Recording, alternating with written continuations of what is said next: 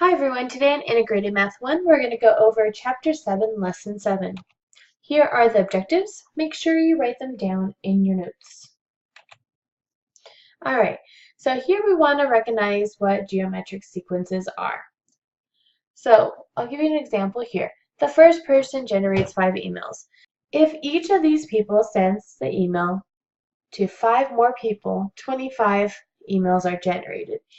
If each of the 25 people sends 5 emails, 125 emails are generated.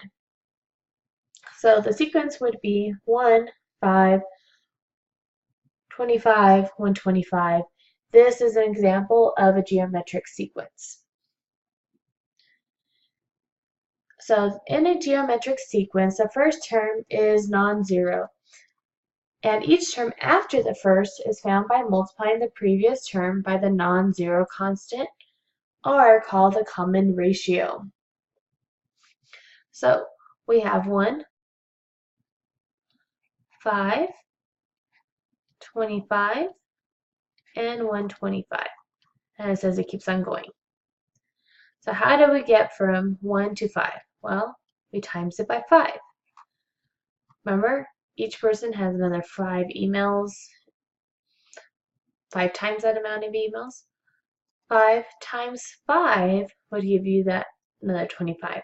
And 25 times 5 will give you that 125 emails.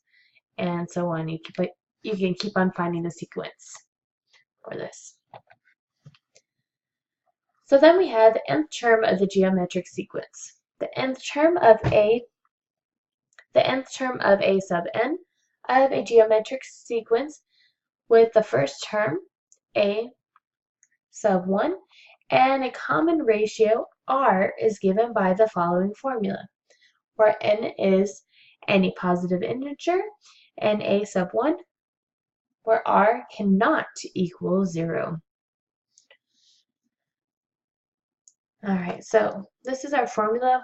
Let's go ahead and do an example so you can see how this works. Alright, so example 10. Find the next 3 terms in the geometric sequence 2, 6, 18.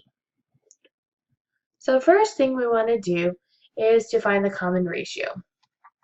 So 2, 6, 18, keep on going. Well, how do we get from 2 to 6?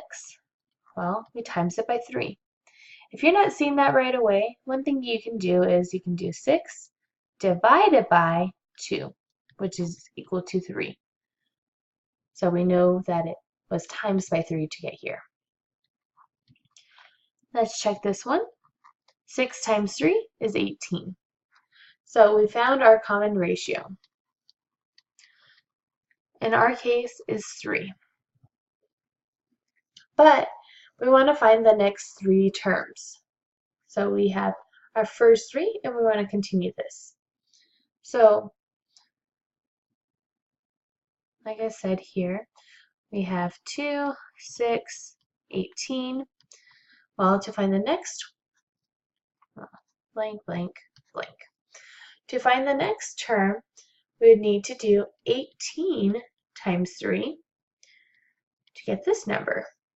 Well, that would give us 54. To get the following sequence, we would need to have 54 times 3, which is 162. And we need to do this one more time. We have 162 times 3 once again, which gives us 486. There we go for this problem. Now let's try example 11.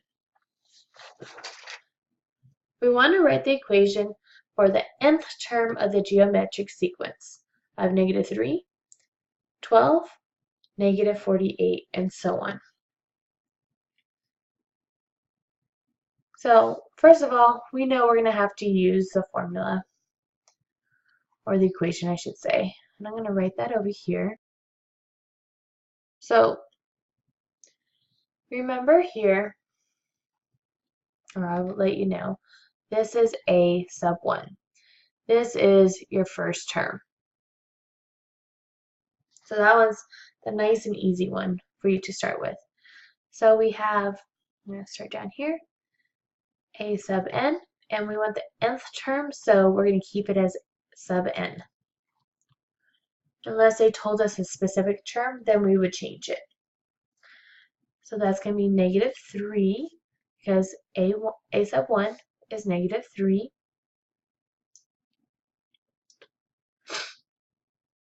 And then we still need to find r. R is how it's changing. Well, how do we get from negative 3 to 12? If we're not sure, remember I told you our trick? Our number here divided by the previous number, so negative 3. In our case is negative 4. So negative 3 times negative 4 gives us positive 12. Let's double check it. 12 times negative 4, that gives us negative 48. So I know our r must be negative 4. Times negative 4, n, we don't know which term is going to stay n, minus 1. And I'm just going to show its parentheses, and now we're done.